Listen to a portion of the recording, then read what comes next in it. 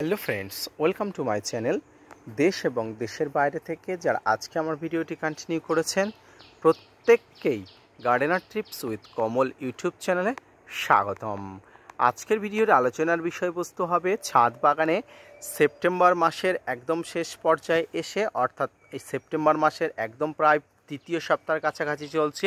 এই সময় আপনার ছাদ বাগানে থাকা সমস্ত প্রকার পেয়ারা গাছগুলোকে কিভাবে পরিচর্যা করবেন, কিভাবে ছাদ বাগানে পেয়ারা গাছের প্রচুর পরিমাণ বৃদ্ধি করাবেন, সামান্য ফলের ক্যারেটে বা ফলের পাত্রে আপনার ছাদ বাগানের পেয়ারা গাছের গ্রোথ দ্রুত হারে করার জন্য কি পরিচর্যা ব্যবস্থাপনা গ্রহণ করবেন, কিভাবে গাছে প্রচুর পরিমাণ ফুল নেওয়ার জন্য কি খাবার প্রয়োগ করবেন, তাই নিয়ে থাকছে আজকের বিস্তারিত আলোচনা।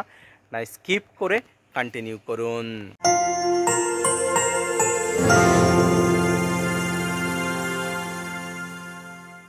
সম্মানিত দর্শক এবং শ্রোতা বন্ধুগণ, দেশ এবং দেশের বাইরে থেকে যেখান থেকে আজকে আমার ভিডিওটি কন্টিনিউ করেছেন প্রত্যেককে নমস্কার, সালাম, আদাব জানিয়ে আজকের ছোট্ট উপস্থাপনাটি শুরু করছি। আজকের আলোচনার যে গাছটি সেটি হলো পেয়ারা গাছ। আর পেয়ারার বিভিন্ন প্রজাতির মধ্যে বারুইপুর প্রজাতির যে পেয়ারাটি আছে সেই পেয়ারা গাছ, যদিও প্রত্যেকটি জাতের পেয়ারা গাছের একই পরিচর্যা, অর্থাৎ আমি যে পরিচর্যা করার কথা বলবো সেই পরিচর্যাটি আপনার কাছে থাকা যে কোনো প্রজাতির নর্মাল পেয়ারা গাছ, আপনার কাছে থাকা বিভিন্ন নামি দামি পেয়ারা গাছের একই ধরনের পরিচর্যা করতে হয়। অর্থাৎ খাবার প্রয়োগ থেকে শুরু করে গাছের ডালপালা কাটায় ছাটায়, গাছের ফুল ফল আনার পদ্ধতি এবং ফল আসলে ফলগুলোর প্রোটেকশান পদ্ধতি কিভাবে করবেন। প্রথমেই বলি, যে কোনো গাছকে বড় করে তোলার জন্য দরকার নাইট্রোজেন, ফসফরাস এবং পটাশ জনিত খাবারের যথাযথ সংস্থান। এক কথায় বলতে পারি, গাছ বড় হয়ে ওঠার জন্য নাইট্রোজেন, ফসফরাস এবং পটাশ যথাযথভাবে গাছের কিন্তু জৈব বা রাসায়নিক যে কোনো পদ্ধতিতেই কিন্তু গাছে প্রয়োগ করতে হয়। আর সেই খাবারটি যখন আমরা ছাদ বাগানে কম দিই, গাছ কিন্তু বৃদ্ধি হয় না, বা বৃদ্ধি হলেও যথাযথভাবে বৃদ্ধি পাওয়া যায় না। আমার অনেক ছাদ বাগানি বন্ধুরা বলেন তাদের গাছ বৃদ্ধি হচ্ছে না। তাদের ক্ষেত্রে আমি বলবো, আমার এই গাছটি দেখুন, প্রায় একটা ছোট্ট ফলের ক্যারেটের, এবং গাছটি প্রায় 20 ফুটের কাছাকাছি হয়তো বড় হয়ে গেছে। যদিও ছাদ বাগানে এত বড় গাছ করা উচিত নয়, তবু এক্সপেরিমেন্টের জন্য আমি আমার ছাদ বাগানের গাছটি কিন্তু প্রুন করিনি, এই অবস্থায় আছে এবং আশা করি এই অবস্থায় থাকবে। কোনো রকম প্রুন বা কাটায় ছাটায় প্রয়োজন হলে পরবর্তীতে আপনাদের আপডেট দেবো। তো এত বড় বা ঝাঁকড়া হবার পিছনে কিন্তু যথাযথ খাবার এবং পরিচর্যা তো অবশ্যই আছে। তো আসুন, কীভাবে গাছকে, যে কোনো গাছকে বড় করে তুলবেন এবং কিভাবে গাছগুলোকে প্রচুর পরিমাণ খাবার দিয়ে স্বাস্থ্যবান বা হৃষ্টপুষ্ট করে তুলবেন। প্রথমেই বলেছি, ফসফরাস, পটাশ এবং নাইট্রোজেন গঠিত খাবার যথাযথভাবে দিতে হবে। এক্ষেত্রে আমি গাছের গোড়াটা আপনাদের দেখাবো। দেখুন, একটা ছোট্ট ফলের ক্যারেটে, আমার ছাদ বাগানে ছোট্ট ফলের ক্যারেটে দেখুন আছে, এবং গাছটি দেখুন একদম খুব সুন্দরভাবে প্রভাব বিস্তার করে দিয়েছে। তো এখানে যখন খাবার দেবো তখন অবশ্যই আপনি পটাশ সারের মধ্যে লাল পটাশ দেবেন, নাইট্রোজেনের মধ্যে আপনি যে কম্পোস্ট সারগুলো আছে সেগুলো তো অবশ্যই দিচ্ছেন, এবং ফসফরাসের মধ্যে আপনি অবশ্যই ডিমের খোসা, বিভিন্ন ধরনের ডিমের খোসা যে গুঁড়ো করে এগুলো দিতে পারেন। এগুলোর মধ্যে ক্যালসিয়ামও থাকে। পেঁয়াজের খোসা, রসুনের খোসা দিতে পারেন। তবে এগুলো মানে স্লো রিলিজ ফার্টিলাইজার, এই স্লো রিলিজ ফার্টিলাইজার দিলে ধীরে ধীরে গাছ বৃদ্ধি হয়। তাই আমি বলবো এখানে সিঙ্গেল সুপার ফসফেট বা টিএসপি, এসএসপি বা টিএসপি যে কোনো একটি কিন্তু ভালো করে আপনি যে খাবার দেবেন সেই খাবারের সঙ্গে ভালো করে মিশিয়ে দেবেন। এক কথায় শিমকুচি, নিমখোল, হাড় গুঁড়ো, ভার্মিকম্পোস্ট, সর্ষের খোল, বাদাম খোল, এসওপি, বিভিন্ন ধরনের ফাঙ্গিসাইড, টিএসপি, এসএসপি, বিভিন্ন ধরনের মাইক্রোনিউট্রিয়েন্ট, বিভিন্ন ধরনের জৈব অজৈব যে সমস্ত খাবারগুলো আছে ছাদ বাগানের বৃদ্ধি সহায়ক, সেই খাবারগুলো কিন্তু যথাযথভাবে যথাযথ নিয়মে যদি আপনি দেন, তাহলে কিন্তু আপনার ছাদ বাগানের গাছগুলো এই খাবার পেয়ে যথাযথভাবে বড় হয়ে উঠবে, এবং আপনার ছাদ বাগানে গাছের কোনো ধরনের বৃদ্ধিতে কিন্তু অসুবিধা হবে না। এবার আসি, এই খাবারগুলো কতদিন অন্তর দেবেন।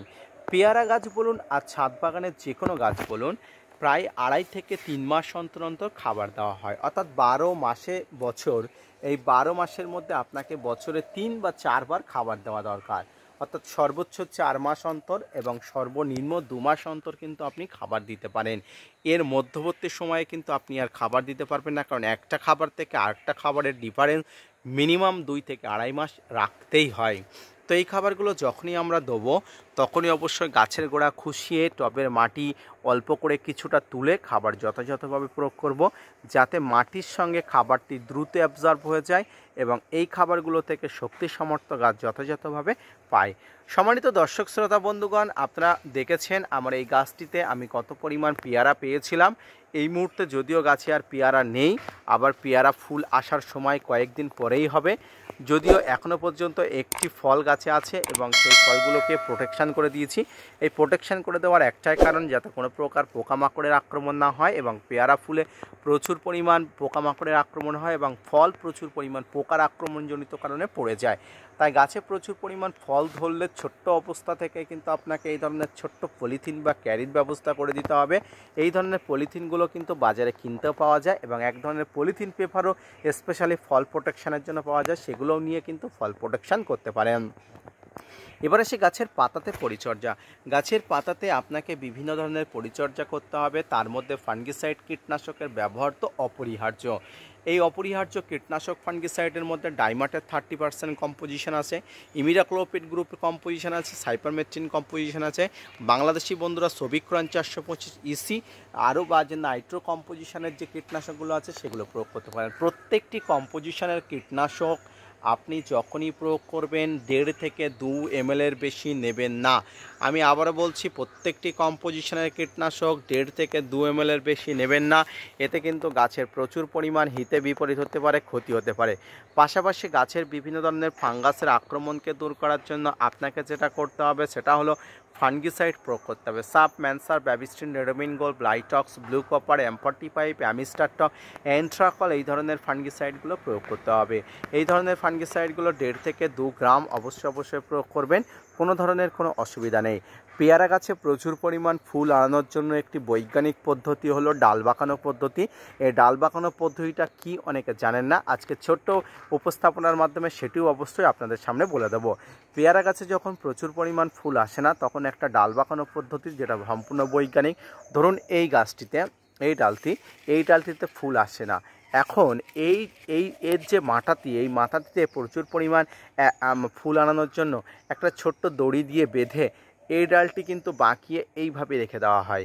এর উপকার কি, এই যে বাঁকানো অংশটা দেখতে পাচ্ছেন, বাঁকানো অংশ থেকে নতুন ডালপালা গজায় এবং পেয়ারা গাছে নতুন ডালপালা গজানো মানে নতুন ফুল আসা, এটা মাথায় রাখবেন সবসময়। তার জন্য প্রচুর পরিমাণ ফুল আনানোর জন্য যদি আপনি কোনো পেয়ারা বাগানে যান, তাহলে অবশ্যই আপনি এই ডাল বাঁকানো পদ্ধতি অবলম্বন করা দেখতে পাবেন এবং সেখান থেকে প্রচুর পরিমাণ ফুল এসছে, এটাও কিন্তু প্রমাণিতভাবে আপনি দেখতে পাবেন। তাই সম্মানিত দর্শক, পেয়ারা গাছের ডাল বাঁকানো পদ্ধতি অ্যাপ্লাই করতে পারেন, তবে ডাল কিন্তু খুব শক্ত করে বাঁকাবেন না, তাহলে কিন্তু ভেঙে যাওয়ার সম্ভাবনা থাকে।